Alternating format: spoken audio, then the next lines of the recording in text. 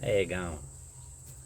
This is just a review of a documentary put out by Jeremy Griffith about his book on freedom and how we humans now have this human condition of greed and evil natures, which is now apparently a psychic problem.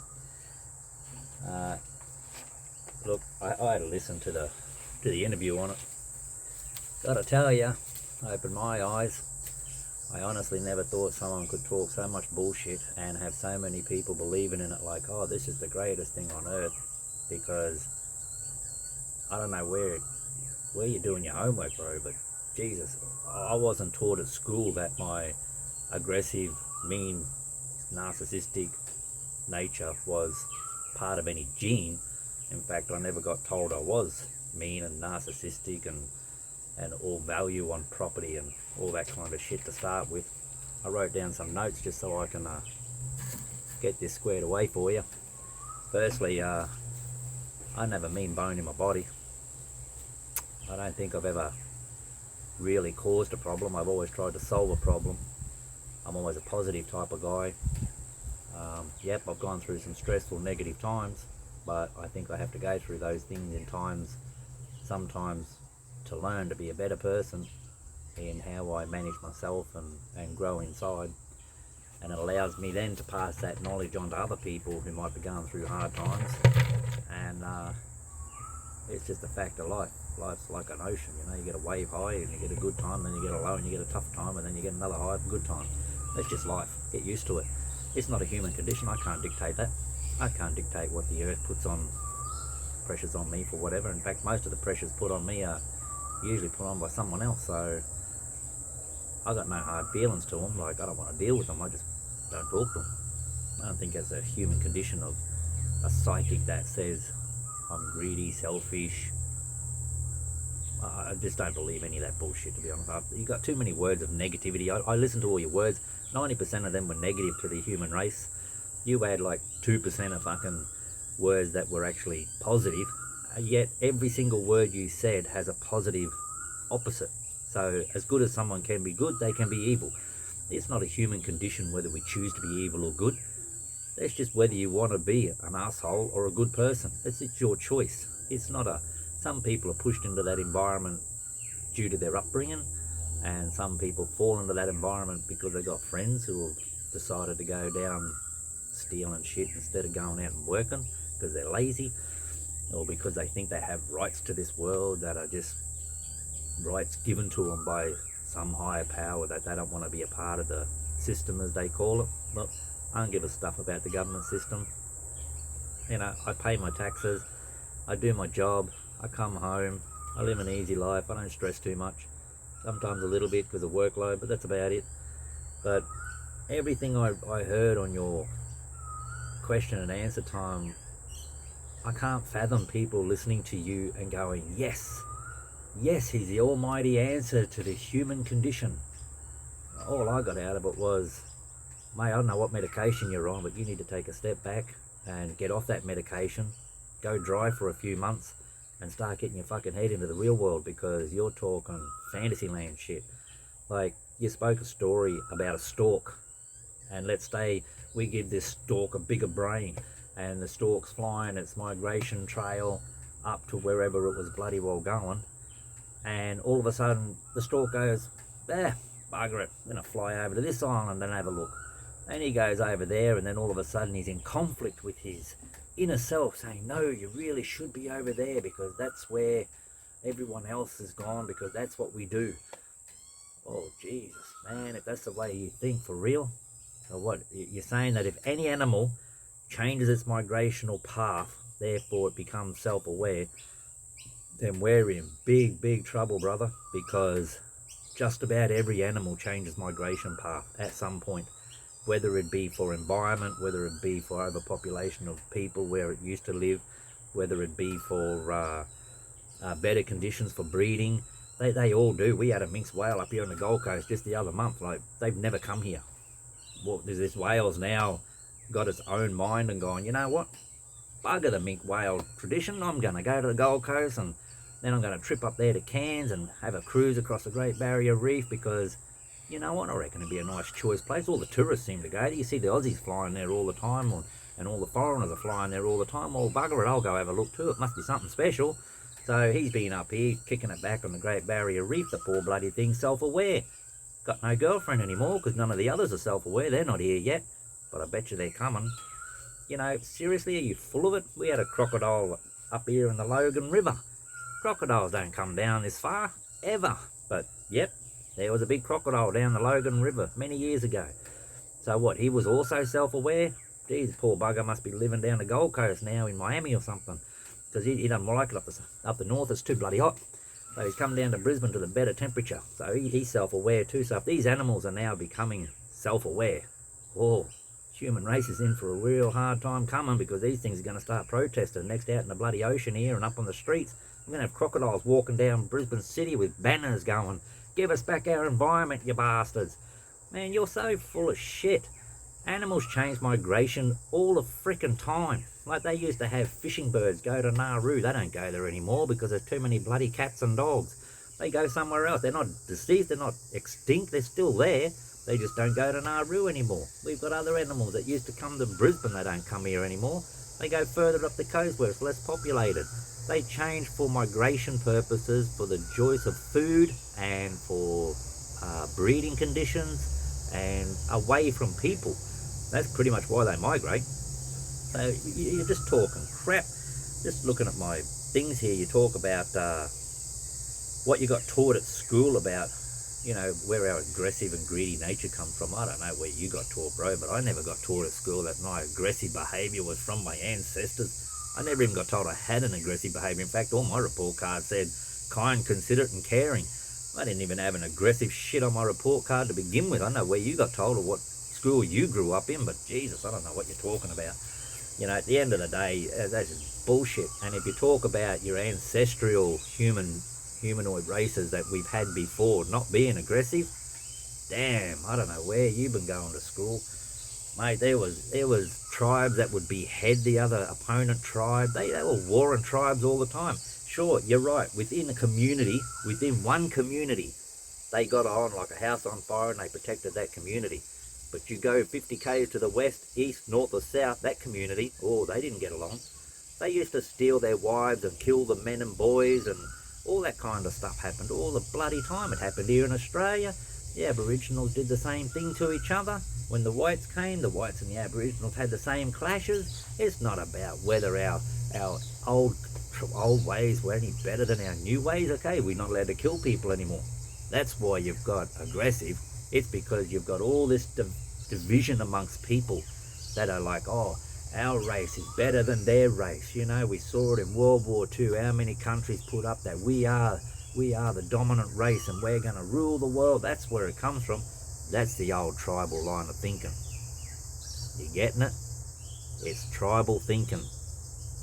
You know, you've got tribes that used to come, and I'm not talking about just in recent tribes, I'm talking right back to caveman tribes. Those fellas are showing up in archaeology dig sites now, brutal as you can bet.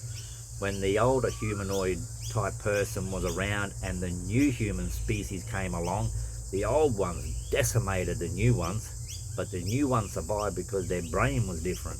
It's just human ecology. It's just the growth of the human mind. It's just how it works. You know, we try and better ourselves for every generation to come. You know, whether we're doing the right thing or not, shit, I don't know. I'm not a bloody scientist, and neither are you. But, you know, your ideas are just bullshit. Like, for you to come out and say the human condition has brought around the solving because you could talk about it, oh shit, mate, that means I must be right. Because bloody hell, I'm talking about it and I'm against you. You know, so, therefore, oh, I must have just solved the whole bloody problem. Look at that. Because I'm talking about it right here, right now.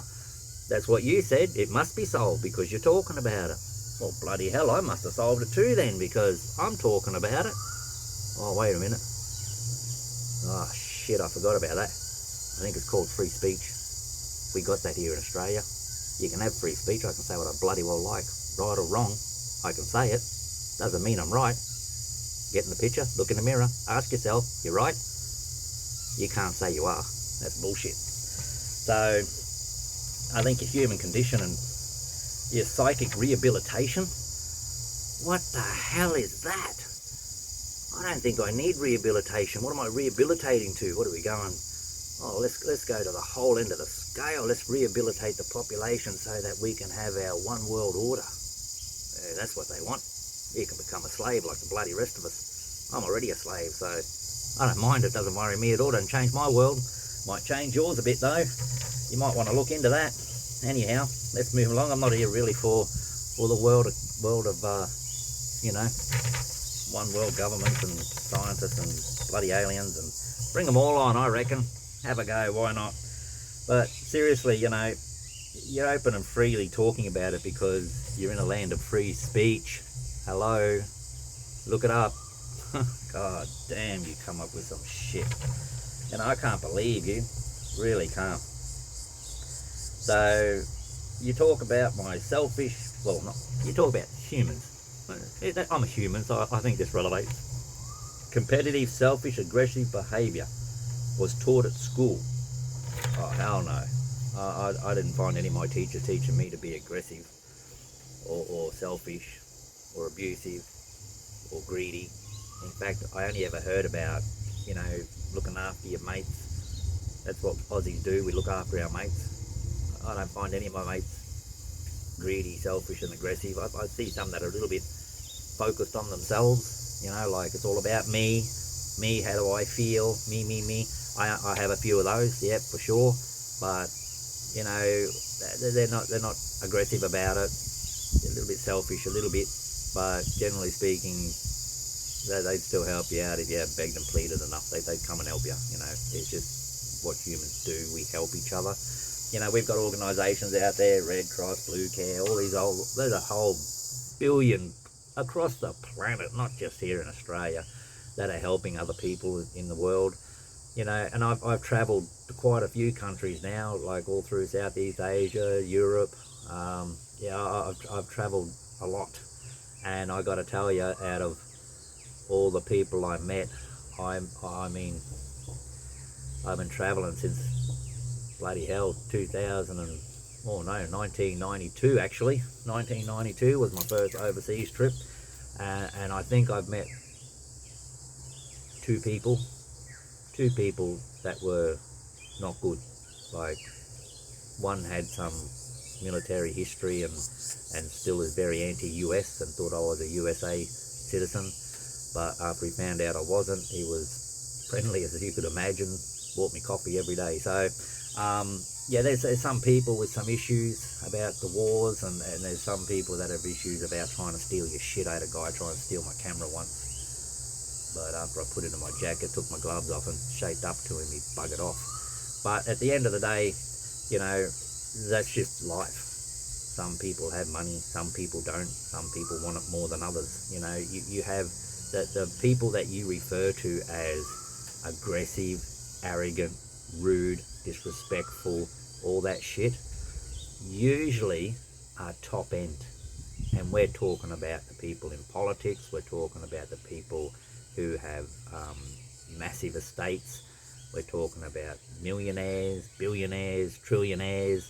They're the most arrogant, rude, disrespectful mothers on the face of this planet, because you go back into their history and find out where their money come from, because no billionaire or millionaire today made their money without the pain and suffering of someone below them.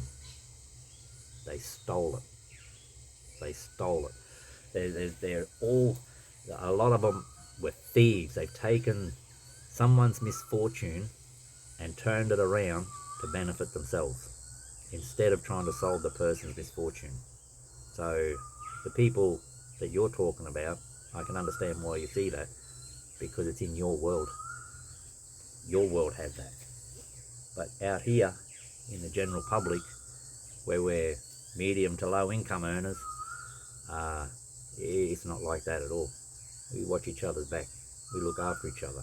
Yeah, we have some criminal elements, but you got to have a negative to a positive. If everyone was good, shit, the world would be boring. We'd have nothing to talk about. You know, so at the end of the day, your ancestral on humans is fouled. I said that's just. I say that with the most open thought. You don't have any knowledge of past humanoid interaction, because you seem to think that they lived in this Garden of Eden. That's what you said. The past humanoids and ape-like humans lived in this Garden of Eden where they all loved and cherished each other. Where the hell did you get that from? Seriously, that whole belief that you're holding undermines everything else you say, because everybody knows what they're digging up. Everybody can see it on National Geographic and everywhere, what they're digging up.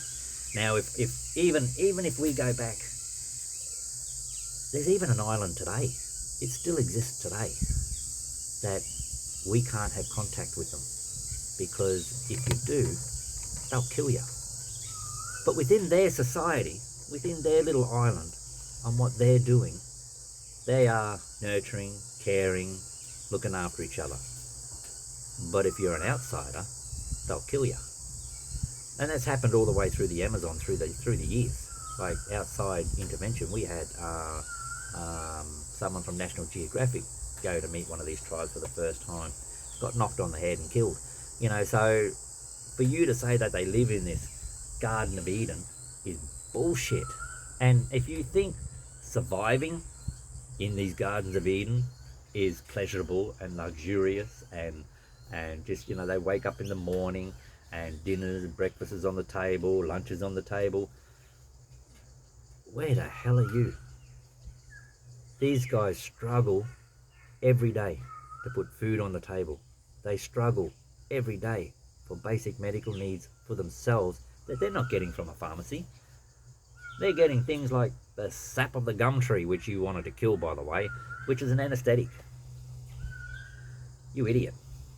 You're an idiot. I struggle to find a simple word that comes out of your mouth to have any legitimacy, because so far you've got the poor mince whales now become aware. It's now self-aware because it's up here on the Gold Coast, so it must be self-aware. We've got crocodiles down the Logan River, so it's self-aware because they don't come down here. You know, we've got birds that never been to Brisbane before coming to Brisbane. So all these animals now self-aware, and they all seem to be coming to Brisbane. Are you for real? Seriously? Because that's your argument. Not mine. Yours. You put this out there. You're the one saying it. You know, to say that our great humanoids from the past were living in a freaking Garden of Eden, mate, you're on crackerjacks. Seriously. There's nothing about what you said to have any basis whatsoever at any level, because whilst within that family unit, of course they were friendly, but if you're an opposing tribe, oh hell, you weren't friends. It doesn't matter what culture you were in. You can be in any country across the planet. Go to China, you go to Russia, you go to any continent, Africa. Jesus, they're still going. You know, if you're an opposing tribe, you are not a friend. It's not a Garden of friggin' Eden. It never was. It never will be. It is because people, for some reason, think that, and in some aspects, you're probably wrong again, and it probably does go back to genes and beliefs of long before, that there's obviously a key between the past and now that holds these warring tribes, and usually it has something to do with greed, because someone wants more land, more resources, more money, or like that idiot with the children soldiers just wanted the fame. You know, we've got that here in Australia too. Who is it? Oh, that's right, you just want the fame. Well, I'm going to call you out on it every single time, brother, because you're bullshit. Everything you said was just bullshit. Like, nothing there that says anything. And you talk about how, you know, our aggressive, competitive, greedy nature, you know, is not from genes and not from all that kind of stuff. Well, actually, because we are basically a composite of microorganisms all developed into one creature, you know, all working together to make it work, you know, and we are in competition with a lot of other microorganisms on this planet, that would love to just eat us up. So at the end of the day, you know, we have what we call a self-preservation survival mode. You know, it's where you've got what in law enforcement call the pucker factor. You'll learn about it one day, I'm sure. It's where your bumhole flexes like this, your heart races a million minutes an hour, and all your body wants to do is dump the shit and run. A bit like a snake when you pick it up. It'll automatically shit because it's in the pucker factor mode. It's fear, you know, and you know it's just how the world works. You know, our bodies are designed to survive. They are very survivable instruments for this planet, as is every other animal and creature on it. It has been designed. Didn't you watch Attenborough shows? You know, have a look at the animals, you know. They were designed to survive. We are designed to survive. You know, of course we can become extinct. No different than the dinosaurs. What was that? Either a meteorite or a bloody volcano wiped them out. Then we had our cavemen. Now it's coming to light that they were probably wiped out by a volcano as well. And I'm guessing we're probably on the precipice of something similar to that happening again. You ever seen, you know, watching the earthquakes and the volcanoes at the moment? There's possibility that it could happen again. Well, it's not possible. It's probable. It's probable it's going to happen again. You know, because it's happened 2 times already. And times before that, before even that existed. So, you know, it's probable it's going to happen again. We'll see how our survival rate is after that. I'm sure some will survive. Most of us will die. Shit happens. Get over it. There is no human condition for you to solve. This is life. You know, we're built up of microorganisms fighting off other microorganisms. There's enough out there that'll kill you any which way it can, so get used to it. It's such as life. You know, there's no secret to life. It's just live while you can, enjoy what you can, and have more good times than bad times. That's the secret to life. You know what it's like to be loved, know what it's like to love. That's life. You know, it's not about what you own. I know some very poor people living a very happy life. You know, so it's not about what you own. Owning stuff is just like, that's the government. That's the government and our need to survive in a city environment. That's what that is. If you want to get ahead in a city environment, you got to own shit. That's just how it is. That's the nature of what a city is. Can't help it, can't fix it, can't change it. That's what it is. That's what we do. You know, the government's new plan is to make it so we own nothing and we'll be the happiest we have ever been. Maybe for rabbits like you, maybe you'd be happy like that, but I bloody wouldn't be. But you'd probably be more on the top of the food chain because you charge probably 100 grand more a minute than I do to hear you talk. Shit, I don't even charge anything. I'll tell you for free you're full of shit. But look, that's just a tradie's point of view. You know, I'd like to hear what your point of view is. Please come back and leave your comments down below. Like and share it, get it out there. Get it onto Jeremy Griffith's page and let him have a view. Let's see if he opens his mouth and has a shot, because I'll square him up every single time because he's talking bullshit. Like, you know, just because I say the sky's black doesn't mean it is. It's bloody blue. But I can talk about it from free speech. Have a go. Yeah, so I want to hear your guys' point of view. See what you think. I reckon I've hit it more on the dollar than he has. So, yeah, put your views down the bottom and let me hear what you got to say. Love to know. Thank you. Bye.